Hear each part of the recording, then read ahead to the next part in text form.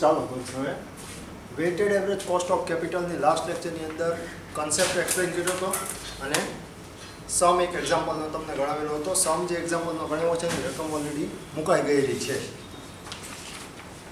Regular સમ તમને હવે કહું તો સેકન્ડ સમથી આપણે સ્ટાર્ટ કરીએ. એક્ઝામ્પલનો એક સમ તમને કરાવેલો હતો.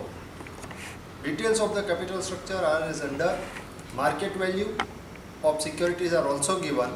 From the given information, find out the weighted average cost of capital by using book value and market value weight.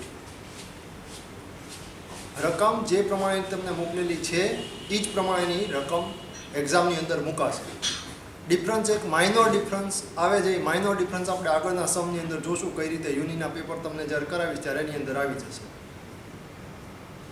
સૌ પહેલાં આપણે જેમ પ્રેફરન્સ શેર્સ અને ડિબેન્ચરમાં જે રીતે પ્રીમિયમ, ડિસ્કાઉન્ટ અને ફેસ વેલ્યુ એટલે કે એટ પારથી ઇસ્યુ કરતી વખતે cost of capital find out કરતા હતા, એ જ રીતે આની અંદર બુક વેલ્યુ અને માર્કેટ વેલ્યુ બે અલગ અલગ ઓપ્શનથી કેલ્ક્યુલેટ કરવાનું હોય એટલે હેડિંગ એની અંદર આપવું પડે.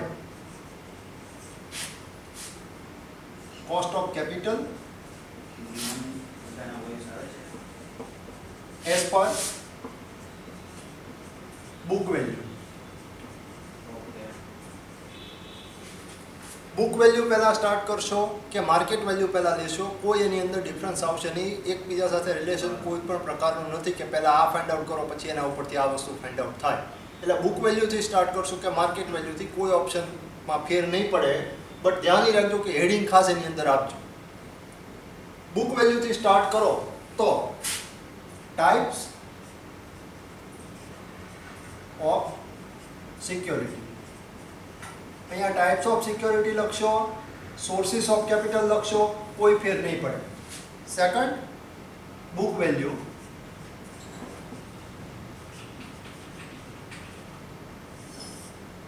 Third cost of capital.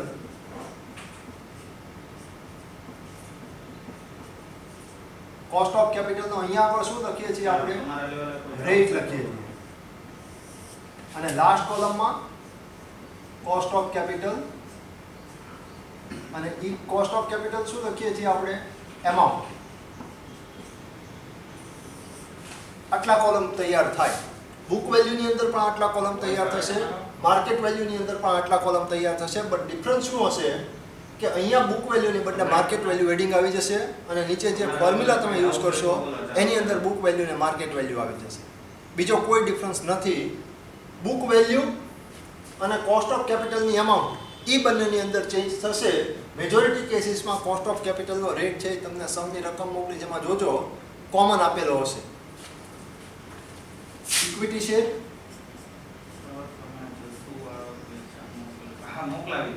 Preference share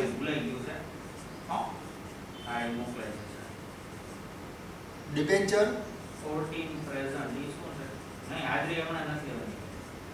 અને રિટેનર. ચાલો ડાઉટ બોલો તમારા ભાઈ. હાઉસ પ્રોપર્ટી કેમ ચાલે છે? નવું ચેપ્ટર. Book value 20 lakhs. ખ્યાલ આવે છે બધો? ખ્યાલ આવે છે? Preference shares 5 lakhs. બસ એમ. ને કયા માં ડિબેન્ચર ને તો મને ખ્યાલ આવે. 10 lakhs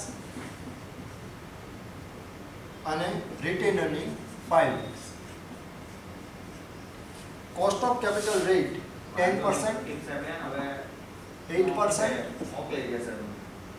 7% અને 9%. અહીંયા આગળ તમારી રકમનું વર્ગ જે છે એ પૂરું થઈ ગયું બુક વેલ્યુ પૂરતું. હવે કેલ્ક્યુલેશન સ્ટાર્ટ થશે. Cost of capital amount find out કરવા શું કરવાનું છે? ઇક્વિટી શેરમાં જે બુક વેલ્યુ આપેલી હોય એના કોસ્ટ ઓફ કેપિટલના પર્સન્ટેજ ફાઇન્ડ કરીને અહીંયા આગળ મૂકવાના છે. સે ફોર એક્ઝામ્પલ અહીંયા 20 lakhs બુક વેલ્યુ આપી હોય તો 20 lakhsના 10% 2 lakhs, 2 lakh રૂપિયા અહીંયા મૂકી દેવા. ઈ કઈ ચિંતા કરવા જેવું મેટર નથી. 5 lakhsના 8% 40,000. ચાલો હાઉસ પ્રોપર્ટીમાં કોઈ વસ્તુ ન સમજાય તેવી કોઈ બોલો. 10 lakhsના 7%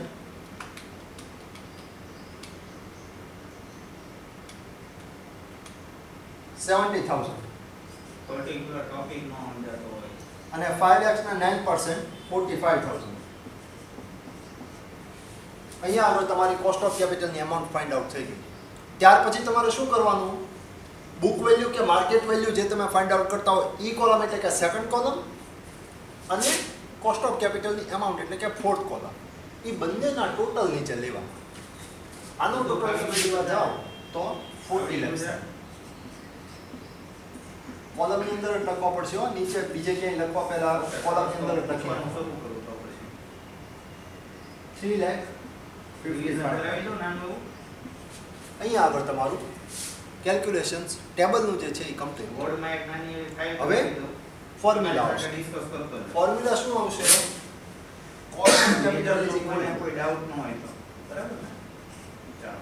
cost of capital as per book value is equal to total cost of capital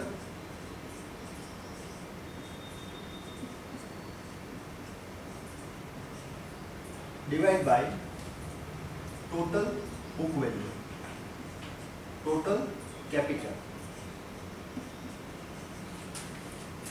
as per book value. જો તો સ્ક્રીન દેખાય છે હવે?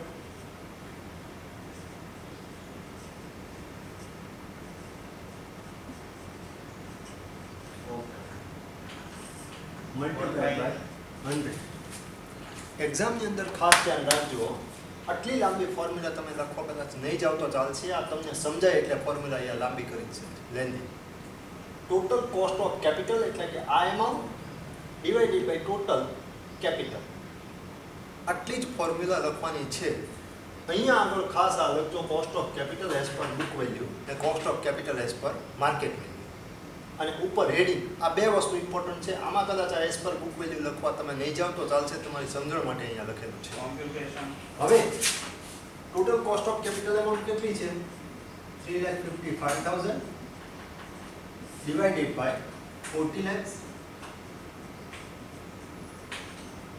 multiplied by 100.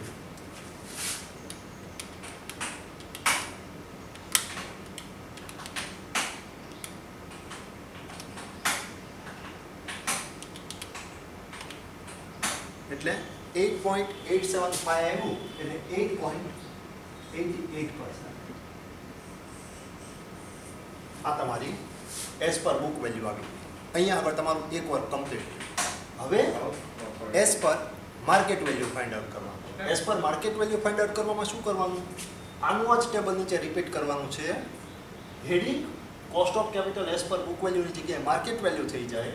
અહીંયા આવશે types of security as it is, cost of કેપિટલનો રેટ એઝ ઇટ ઇઝ. કયા બે કોલમ ચેન્જ થાય? સેકન્ડ અને એમાઉન્ટ. ફોર્થ. સેકન્ડ કોલમમાં અહીંયા માર્કેટ વેલ્યુ આવી જાય, ફોર્થ કોલમનું હેડિંગ એનું રહેશે, એમાઉન્ટ ત્યાં આગળ ચેન્જ થઈ જશે. સૌથી પહેલા શું આવશે? Municipal valuation. ઓકે. પછી ફેર રેન્ટ. ઓકે. અને પછી સ્ટાન્ડર્ડ રેન્ટ. આવું કાંઈક આવે છે એ ખબર તમને? તો વાંધો નહીં પાછું. જો કદાચ કોઈને કાંઈ ખબર ન હોય તો પાછું. ઓકે.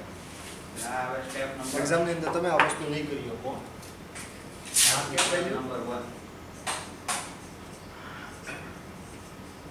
બરોબર. એના પછી આવે હવે રેન્ટ. માર્કેટ વેલ્યુ જોતા જજો બધા. Receive 24 lakhs or 5,50,000 9,50,000 2. અને 6 lakhs.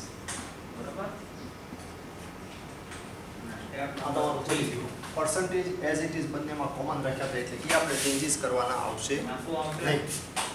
હવે 24 lakhsના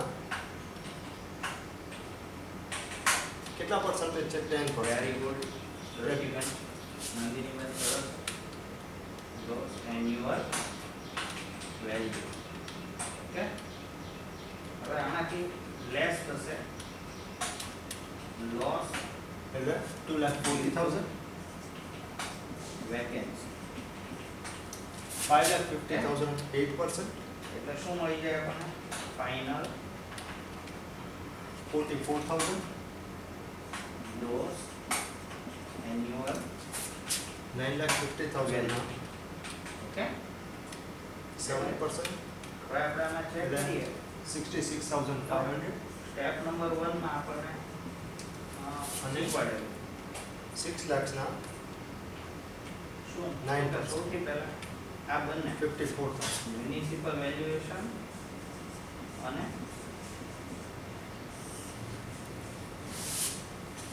હવે કીધું તું એ આ બંને પ્રમાણે compare થાય. સેકન્ડ કોલમ અને ફોર્થ કોલમ નો આ બંને total. Second column market value આપેલી છે. માર્કેટ વેલ્યુને તમે ટોટલ કરવા જાઓ તો હવે 45 lakhs થશે. રેડી પ્રતીક 7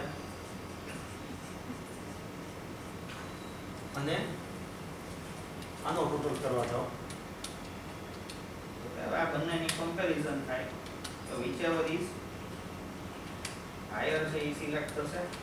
બરોબર, આમાં કોઈ ડાઉટ કોઈને? 4,04,500. પછી આ બંનેમાંથી જે હાયર વેલ્યુ સિલેક્ટ થાય અહીંયા એની તમારું comparison. ટોટલ બનીને આવી ગયા. હવે કોની સાથે cost of capital as per standard rate market value. Okay. અને આમાં ફોર્મ્યુલા તમારી એમ રહે છે. Total cost of capital amount lower divide by total capital amount. Select થઈ જાય એટલે શું ફાઇનલ થઈ ગયું? Step number 4,04,500 okay. Divide by તો અહીંયા તો 45 સ્ટેપ lakhs નંબર 1 તમારું શું થઈ ગયું? કમ્પ્લીટ થઈ ગયું. ઓકે, આમાં તમને multiplied કઈ by ડાઉટ હોય તો 100. બોલો.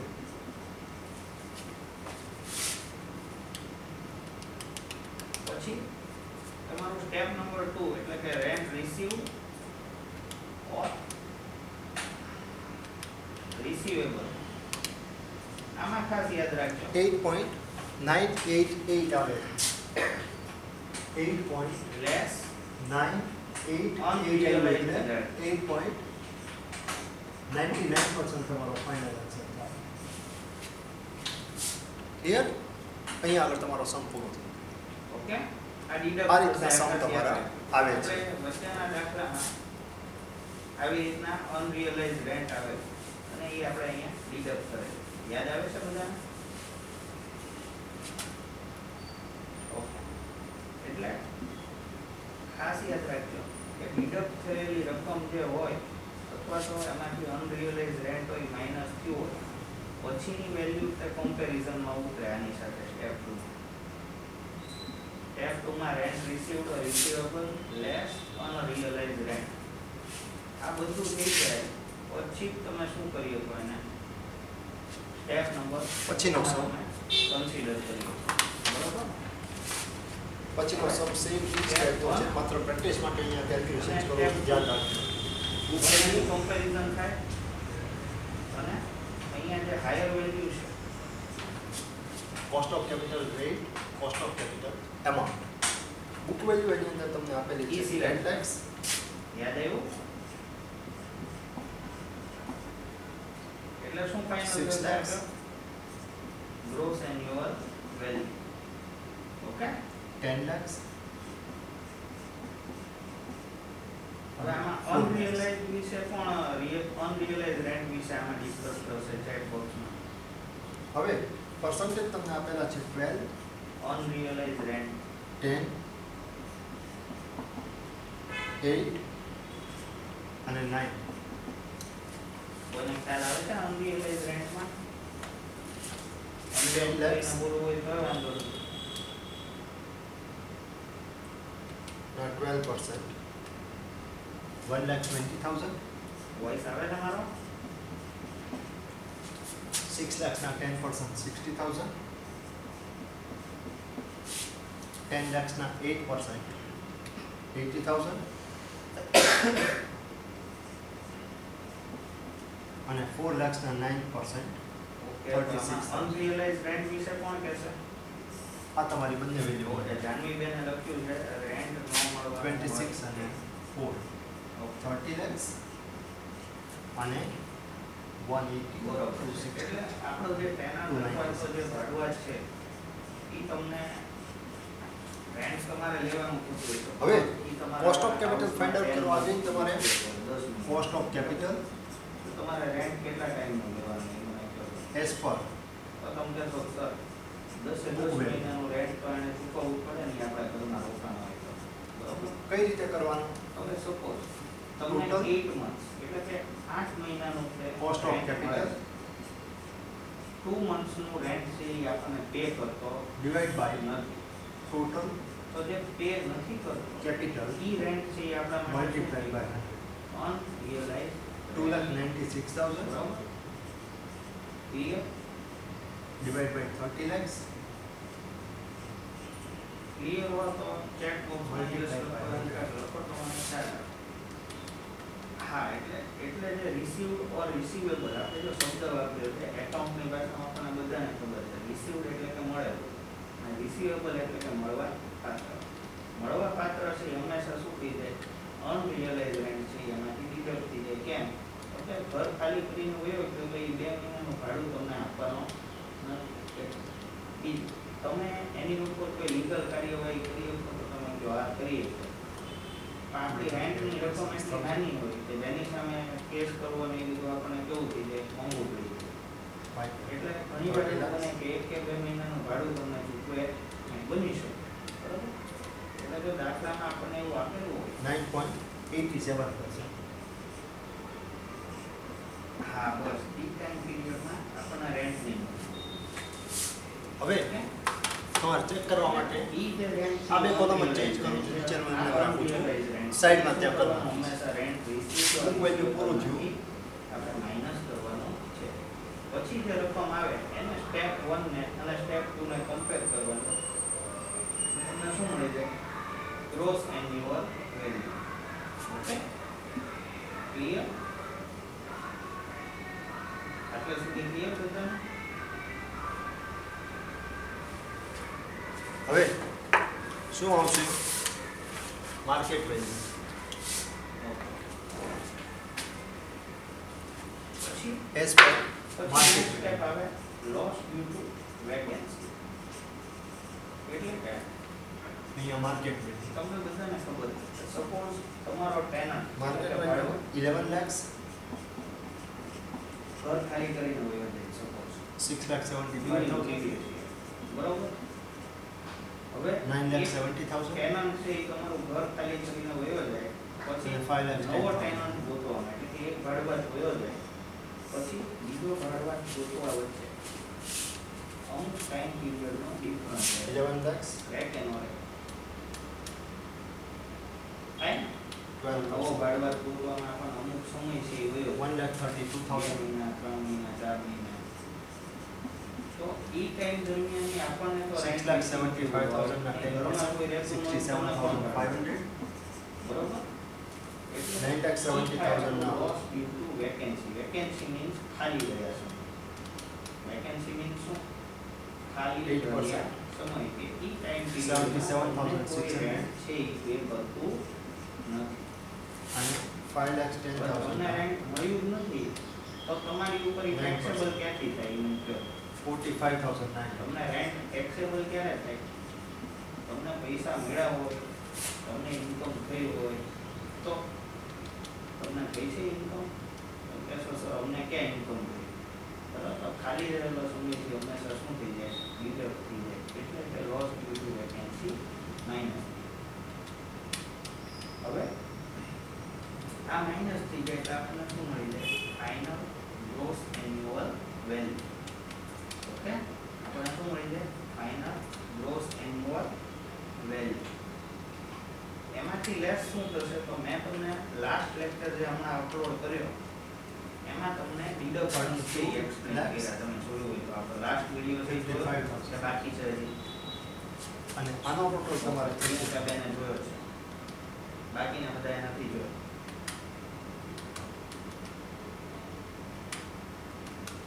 બરાબર. તો એમાં આપણે શું આમાંથી ડિડક્શન છે એ આપણે ડિસ્કસ કર્યા.